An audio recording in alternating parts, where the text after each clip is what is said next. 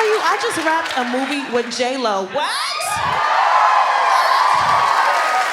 J-Lo, excuse me, she is beautiful. Are you kidding me? She is, I couldn't stop staring at her. I was like, oh, my line. She's like an athlete that can dance, that's a businesswoman in a tank top. I say, yes, you go with your good knees and edges, J-Lo.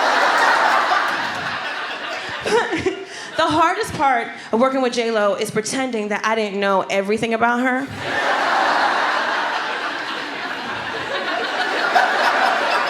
I know everything about J-Lo. For example, I know that we have the same birthday. Yes, July 24th. But I didn't want to tell her the first day because I don't want to be the creepy girl on the set, you know what I mean? But there's always somebody at the office that's into astrology, you know who you are. Always worried about the sun and the moon, never get taxes.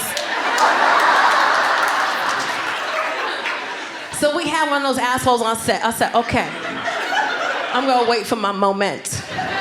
And sure enough, 3 weeks later, he goes, you and Jen have the same face because you're both Leos. I said, oh! This is my moment. So I said, Jen, you a Leo?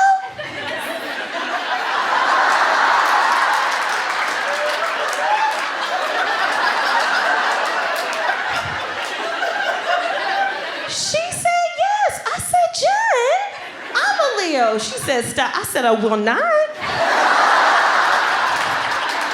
That's so crazy. I said, Jen, when's your birthday?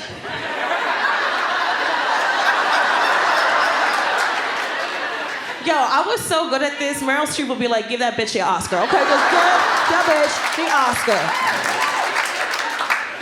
So I said, Jen, my birthday is July 24th. What? She said, no. I said, yes. She said, your birthday, July 24th? I said, isn't that crazy? She said, no one has my birthday. I said, I know. It's so special. I said, Jen, we should have a joint birthday party. And then she walked away. Didn't talk to me for like 3 hours. That's okay. She came back. You know, I got big tits, freckles, big hair. It's friendly. People are like, let's talk to it.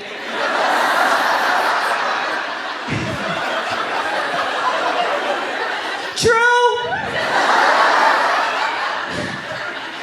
So she came back and she wanted to like spill the tea, you know? She was like, oh man, have you ever dated a Leo? I said, where we going with it, Jen?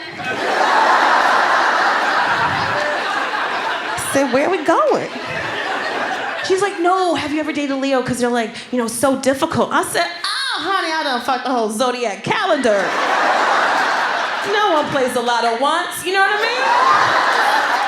mean? You don't learn how to ride a bike the first time. I said, yeah, all that. She's like, I was engaged to a Leo. And I was like, really? That's so crazy. Yeah, she's like, it wasn't the easiest with Ben. I said, Ben who? Benjamin Button? Benjamin Franklin? Who Ben?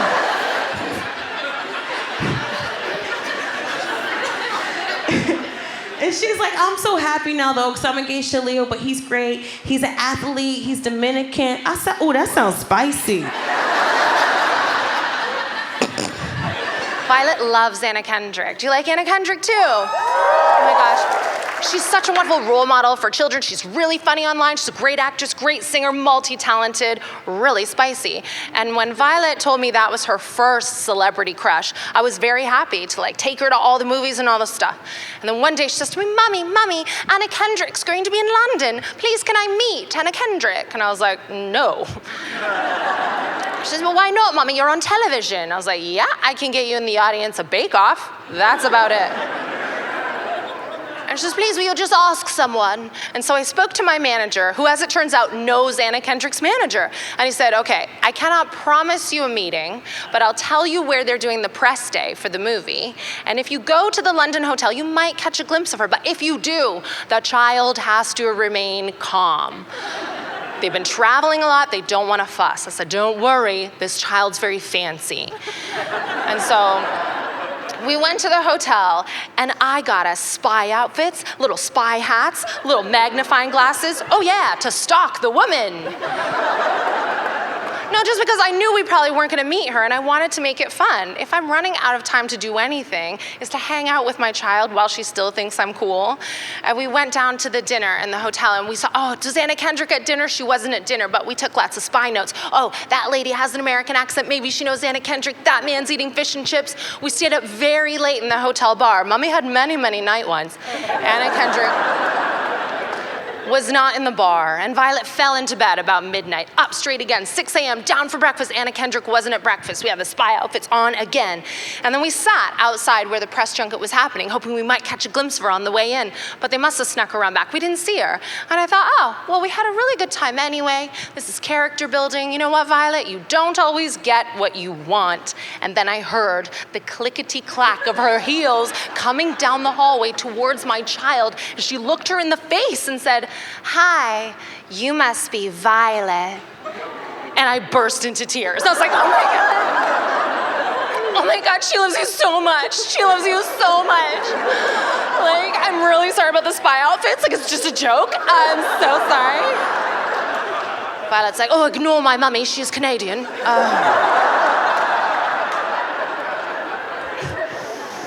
I totally lost it. I was just so pleased for her. And Anna Kendrick handled it well. She was so polite, chatted to Violet. They took a photo, which now hangs in the glitter room. And afterwards, I got a stern telling off from my manager. He was like, hey, Catherine, what the fuck was that? I did not know that I had those emotions.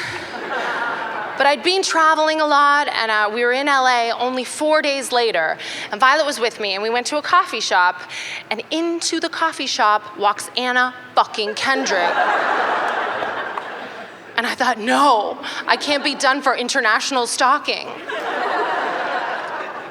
So as soon as I saw her, I made my daughter face the wall.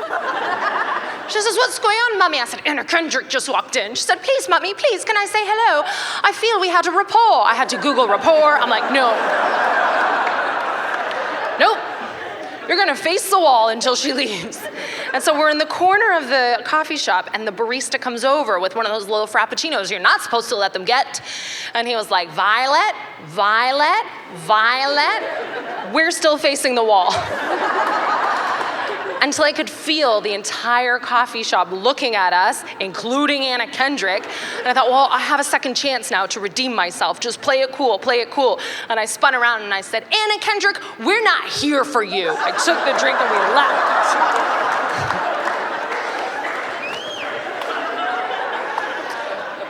Not Anna Kendrick, as it turns out. It was not just... It's not even the worst audition Chad got me. The worst audition Chad got me came when I was in America last. Now, before I tell you what this audition was for, I need to give some of you a little bit of backstory about my acting career. When I was at school, I was a big fan of drama. I know, shock horror. Not the only fan of drama at my school, though. The other guy that was really into drama at my school was a chap called Robert Pattinson. There he is, young R. Pats, star of the Twilight films.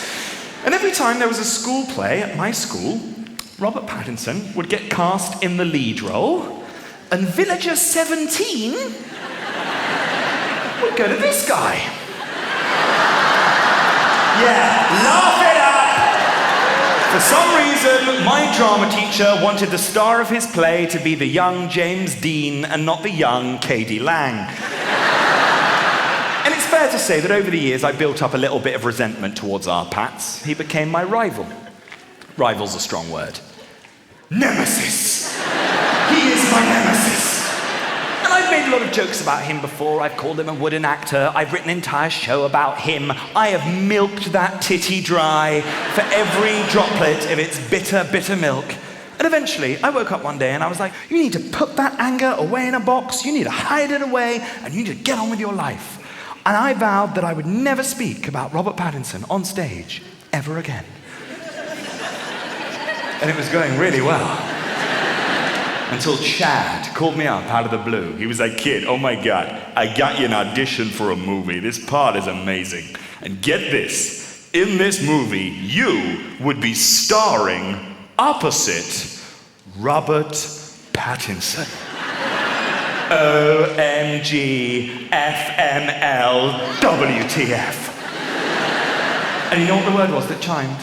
Opposite, right? Not below, not beneath, not behind Robert Pattinson, opposite Robert Pattinson. After all these years of feeling inadequate at his hands, finally me and my nemesis were on a level playing field, and it felt amazing. I was like, well, Chad, tell me about the part. You know, what are we? A couple of swashbuckling heroes? You know, good cop, bad cop? Two dashing gents competing for the hand of a fair maiden? He went, no, not quite. In this movie, you would be playing Matt. And Matt, get ready for it, right? Matt is Robert Pattinson's character's mentally handicapped brother.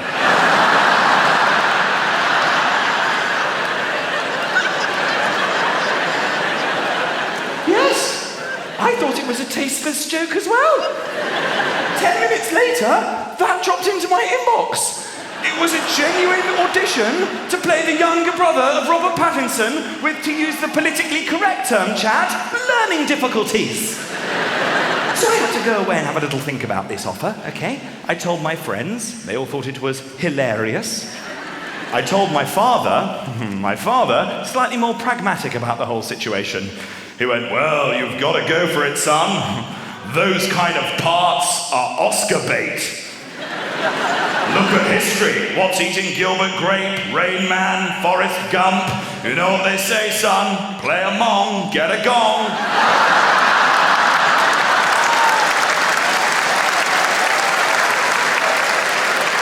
No, they do not say that. You have just said that. But here's where the ego of the actor kicks in. Within about 5 minutes, I'm thinking, well, he has got a point. This is my chance to prove to the world that I'm a serious actor. I'm taking the audition.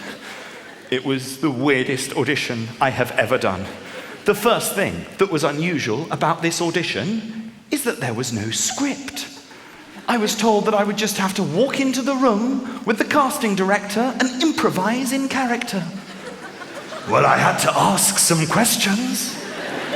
I went in, the casting director was sat there. I was like, hello, I just needed to know, how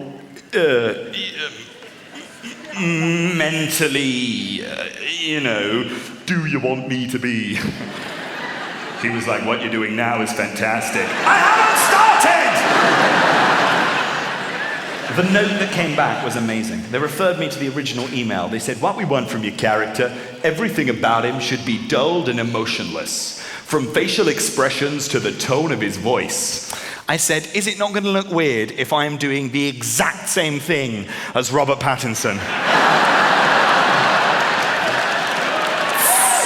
Burn. Yeah. Woo. Yeah, I didn't get the part.